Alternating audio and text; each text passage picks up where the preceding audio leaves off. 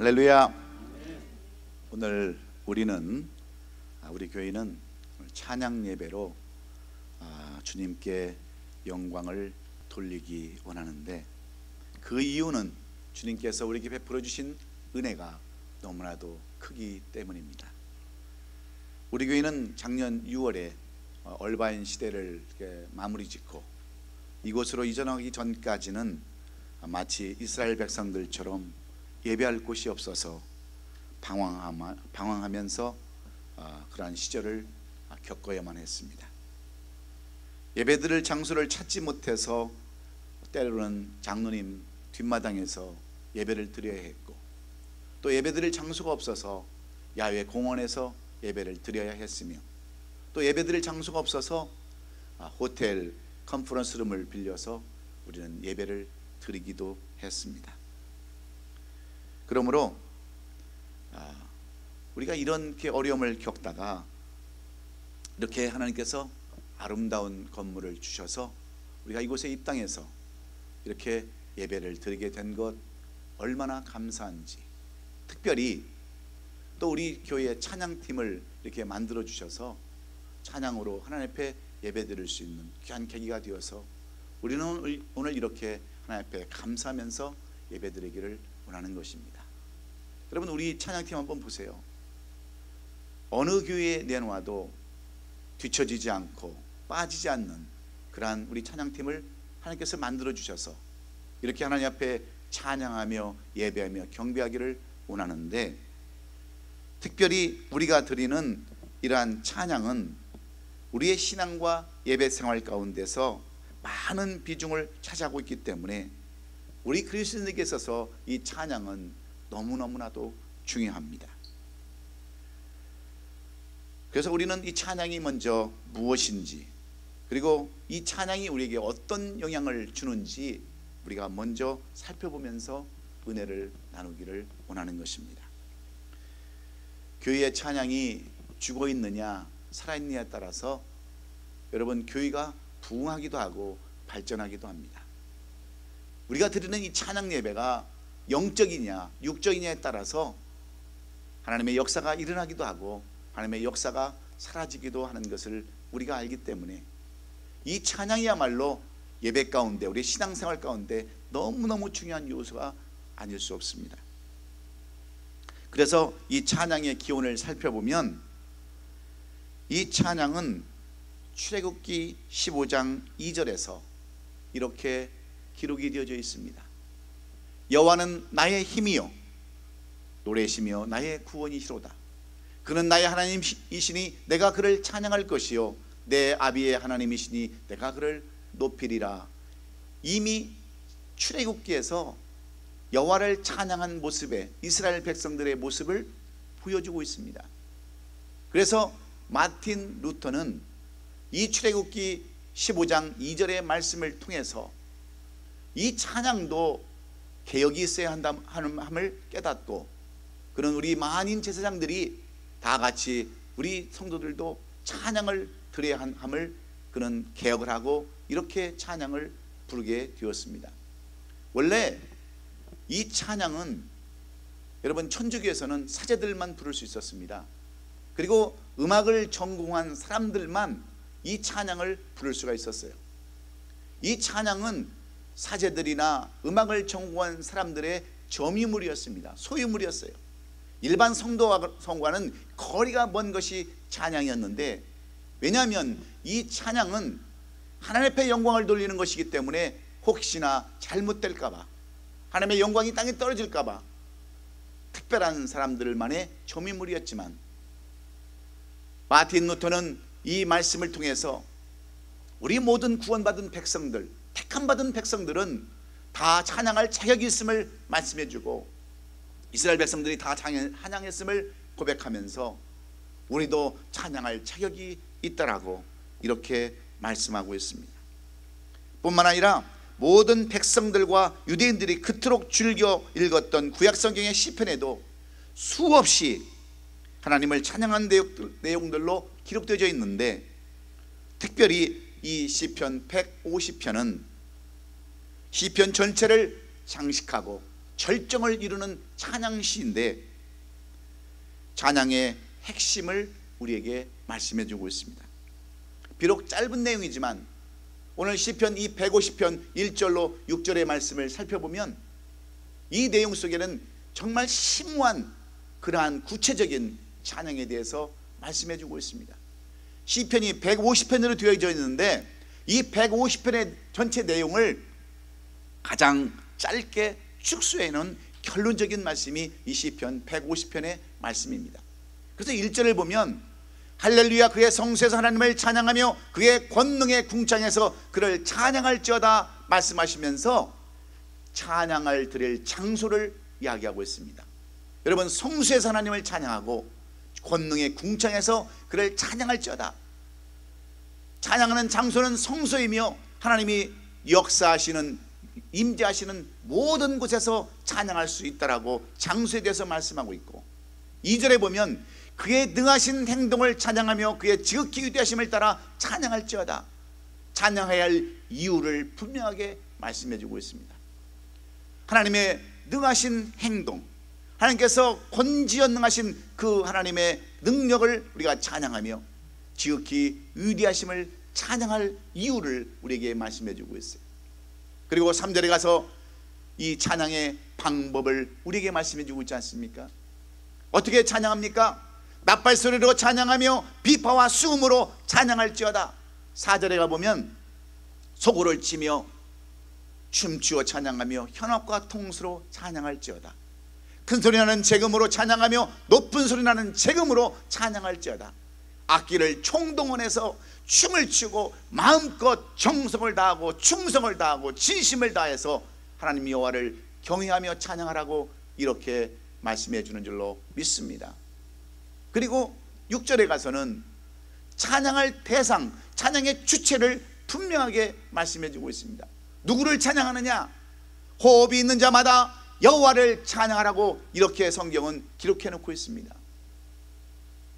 찬양의 장소와 찬양할 이유와 찬양의 방법과 찬양의 대상을 이 시편은 150편은 정확하게 우리에게 말씀해 주고 있기에, 여러분, 오늘 우리가 드리는 예배도 이렇게 장소를 깨닫고 이유를 알고 그 다음에 방법을 알고 대상을 알아서 마음껏 주님을 찬양하며 경배하는 귀하고 복된 시간이 될 수 있기를 주의 이름으로 축원합니다.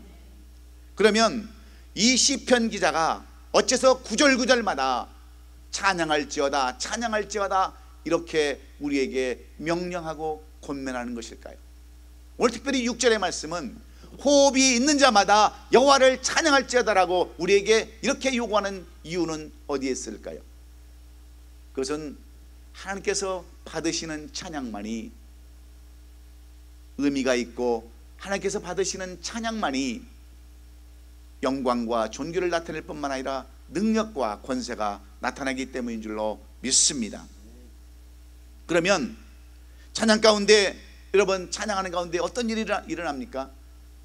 찬양하면 새 힘을 얻습니다. 찬양하면 하나님의 영광이 나타납니다. 찬양하면 능력이 나타나는 거예요. 여러분, 우리가 잘 알다시피 사무엘상 16장에 보면 사울왕이 악신에 들려서 고통당할 때 제자 그 신하들이 어떻게 얘기합니까? 이것은 찬양으로 해결할 수밖에 없다고 그래서 베들레헴의 이세 아들 다윗을 찾아서 그를 왕궁으로 초청해 가지고 다윗이 비파를 치면서 찬양했을 때 그 악신이 떠나갔다라고 성경은 그렇게 말씀해 주고 있습니다. 여러분, 찬양할 때 우리의 속에 더러운 것들, 추한 것들이 떠나게 되는 줄로 믿습니다. 찬양할 때 하나님께서 능력 주시는 줄로 믿습니다. 찬양할 때 병이 낫는 거예요. 이렇게 찬양이 중요한 것이기 때문에 우리가 찬양을 드려야 되는데, 중요한 것은 이 찬양이 어떤 찬양이 되어야 하느냐 하는 것입니다. 찬양은 여러분 하나님이 받으시는 찬양이어야 되는 줄로 믿습니다. 여러분, 아무리 그 찬양이 아름답고 고운 곡주를 낸다 할지라도 하나님이 받지 아니하시면 그것은 울리는 꽹과리와 소리나는 구리에 불과할 뿐이기 때문에 그렇습니다.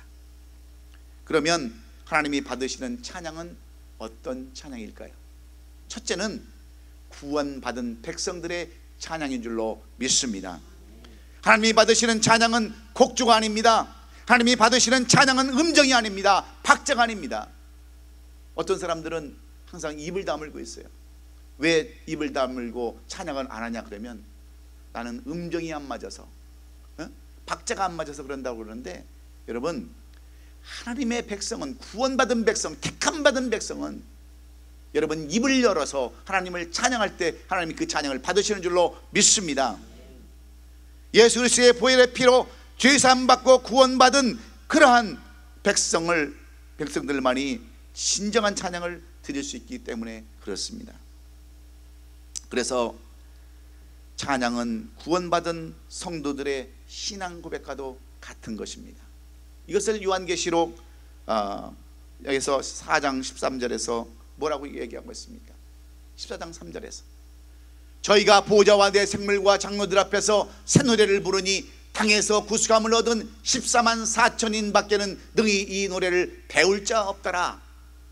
여러분, 아무나 노래를 부르는 것이 아니라, 아무나 찬양할 수 있는 것이 아니라, 하나님께서 택한 백성, 인침을 받은 14만 4천 명만이 이 노래를 배울 자격이 있고 이 노래를 부를 수 있는 그런 사람이라는 것을 이 요한계시록은 우리에게 설명해 주고 있습니다. 그래서 하나님은 누구의 찬양을 받기를 원하시느냐? 예수 그리스도의 보혈로 택함받고 구속받은 그러한 자들, 바로 구원받은 백성들의 찬양을 받기를 원하시는 줄로 우리는 믿습니다. 그래서 우리는 얼마나 행복자들인지 몰라요. 이렇게 와서 교회 와서 찬양하고 예배를 드린다고 하는 것처럼 행복한 사람들이 누가 있겠습니까? 그래서 신명기 33장 29절은 이스라엘이여 너는 행복자로다. 여호와의 구원을 너같이 얻은 백성이 누구뇨 하면서 구원받은 백성들이 가장 행복한 자임을 찬양하는 것입니다. 사랑하는 성도 여러분, 구원은 어떻게 받습니까? 구원은 어떻게 받아요? 우리가 항상 잘 알고 있듯이 로마서 10장 9절로 10절은 이렇게 우리에게 말씀해 줍니다. 내가 만일 내 입으로 예수를 주로 시인하며 또 하나님께서 그를 죽은 자 가운데서 살리신 것을 믿으면 구원에 이르느니라. 사람이 마음으로 믿어 의에 이르고 입으로 신하여 구원을 얻느니라, 이렇게 말씀했기 때문에 하나님을 찬양하는 사람은 하나님을 그 주로 시인하면서 하나님께서 그를 죽은 자 가운데 살리신 것을 믿으면 구원에 이른다고 그랬는데, 마음으로 믿어 의에 이르고 입으로 시인해서 구원을 이르기 때문에 오늘도 찬양은 내가 정말 하나님을 그렇게 믿습니다, 내가 하나님을 그렇게 의지합니다 하는 고백과 같기에 여러분이 입을 열어서 하나님을 찬양하시기를 주의 이름으로 축원합니다. 찬양은 우리의 신앙 고백이에요. 그렇기 때문에 오늘도 이 찬양을 통해서 여러분들 항상 같이 따라서 부르고, 정말 힘들어도 내가 몰라도 같이 따라서 여러분 하면 그것이 신앙 고백이 되고 여러분들이 구원받은 백성이 되는 줄로 믿습니다. 두 번째로, 하나님이 받으시는 찬양은 어떤 찬양입니까? 감사해야 할 줄 아는 찬양입니다. 감사의 찬양이에요. 감사 없이 드리는 찬양은 찬양이 아닙니다. 곡소리와 여러분 타령에 지나지 않습니다. 울리는 꽹과리 소리와 구리와 다를 바가 없기에 골로새서 3장 16절은 이렇게 우리에게 권면하고 있습니다. 시와 찬미와 신령한 노래를 부르며 마음의 감사함으로 하나님을 찬양하라 그랬어요. 여러분, 찬양은 어떤 고백인 줄 아십니까? 나는 하나님 앞에 이렇게 살겠습니다. 찬양의 곡조대로 내가 하나님 앞에 감사하면서 고백하는 것이 바로 찬양이에요. 그래서 내가 감사할 것이 없다 할지라도 하나님 앞에 이 찬양으로 감사하면 하나님께서 반드시 역사하시고 우리의 기도 제목을 들어주는 줄로 믿습니다. 바울과 실라는 예수 그리스도의 복음을 전하다가 빌보 감옥에 갇혔습니다. 실컷 매를 맞고 깊은 감옥에 던져졌지만 그 두 사람은 하나님을 찬양할 이유도 없었고 감사할 조건도 없었지만 그들은 하나님 앞에 찬양을 드렸습니다. 그때 여러분 어떤 일이 일어났습니까? 지진이 나고 옥토가 무너져서 그들이 채워졌던 자구가 풀리고 모든 사람들이 거기서 하나님의 영광을 보았던 사실을 우리는 기억하지 않습니까? 여러분, 오늘 우리가 찬양을 드릴 때에 찬양할 조건이 없다 할지라도, 정말 우리의 삶이 너무나도 힘들고 어려운 그런 가운데 있다 할지라도, 정말 찬양을 감사함으로 드릴 때 역사하시는 하나님을 체험하는 저와 여러분 되시기를 주의 이름으로 축원합니다. 그런데 우리의 삶은 어떻습니까? 힘들면 입을 닫아버립니다. 어려우면 찬양을 안 합니다. 어떤 분들은 감사하는 분들이 있어요. 지그시 눈을 감고 너희는 불러라 나는 듣겠다 하는 그런 사람들이 있는데, 오늘 여러분 찬양의 이런 우리의 그 행동을 바꾸세요. 여러분 찬양을 대하는 여러분의 자세를 바꾸세요. 내가 전심으로 감사하며 찬양할 때 그 감사가 여러분의 삶 가운데 직접적으로 나타나기 때문에 그렇습니다. 여러분, 사도 바울과 신라가 그것을 증명해 주고 있지 않습니까? 그러므로 오늘 우리가 찬양을 드릴 때 감사함으로 찬양하는 저와 여러분 될 수 있기를 주의 이름으로 축원합니다. 마지막으로 오늘 여러분 우리 장로님께서도 기도하셨고 또 우리 부목사님이 멘트하실 때도 이 찬양은 어떻게 불러야 되느냐, 성령 충만함으로 불러야 된다고 이렇게 말씀하고 있습니다. 찬양은 재능이 아닙니다. 지식이나 어떤 달란트로 여러분을 가지고 드리는 것이 아니에요. 목소리를 가지고 드리는 것도 아니고 성령을 가지고 드리는 것도 아닙니다. 오직 성령 받은 사람만이 찬양 드릴 때 영감이 넘치고 하나님께서 받으시는 찬양이 되는 줄로 믿습니다. 그래서 성령의 사람은 찬양을 드려도 아쉬운 것뿐인 겁니다. 처음에 우리가 이 찬양팀을 세울 때 여러분 얼마나 부족했습니까? 얼마나 연약했습니까? 그러나 날이 갈수록 우리 찬양팀이 발전되어가는 그 모습을 보면 하나님이 살아계심을 저는 체험할 수가 있어요. 이제는 찬양팀이 이제 어느 정도 성장하고 어느 정도 경지에 올라온 것 같아요. 그래서 열심히 연습도 하고 같이 호흡을 맞추면서 드리는 이 찬양, 하나님께서 받으신다면 반드시 이곳에 놀라운 성령의 역사가 임하게 될 줄로 믿습니다. 그래서 사도 바울이 그 빌립보 감옥에서 이렇게 찬양했을 때에, 감사로 찬양했을 때 성령 충만하여서 모든 죄수들이 다 듣더라 그랬고, 그 옥을 지키던 그 간수장이 변화되어서 구원받는 역사가 나타나지 않았습니까? 여러분, 찬양하는 가운데 성령 충만함이 임하는 줄로 믿습니다. 그래서 우리가 찬양을 열심히 찬양하고 하나님 앞에 경배할 때에 놀라운 역사들이 나타나게 된다는 것을 여러분 기억하시고 성령 충만 받는 이 찬양이 될 수 있기를 주의 이름으로 축원합니다. 오늘은 찬양 예배입니다. 근데 주책 없이 또 그냥 시간 맞춰서 40분씩 설교하면 얼마나 여러분 지겹겠어요. 저도 그런 것은 너무 잘합니다. 다른 것은 몰라도 눈치는 백단이에요. 그래서 여기서 말씀을 저는 맺기를 원합니다. 여러분, 찬양은 구원받은 백성들의 특권입니다. 감사할 줄 아는 사람들의, 그러한 구원받은 백성들의 여러분 감사의 고백이에요. 그리고 성령 충만으로 고백할 때 여러분 하나님의 마음을 바꾸고 사람들의 마음을 바꾸고 우리 모든 사람들이 바뀌어서 놀라운 역사가 임함을 기억하시고, 오늘 이 찬양 예배가 주님께서 받으시기 합당한 찬양 예배가 될 수 있기를 예수 그리스도의 이름으로 축원합니다. 기도하겠습니다.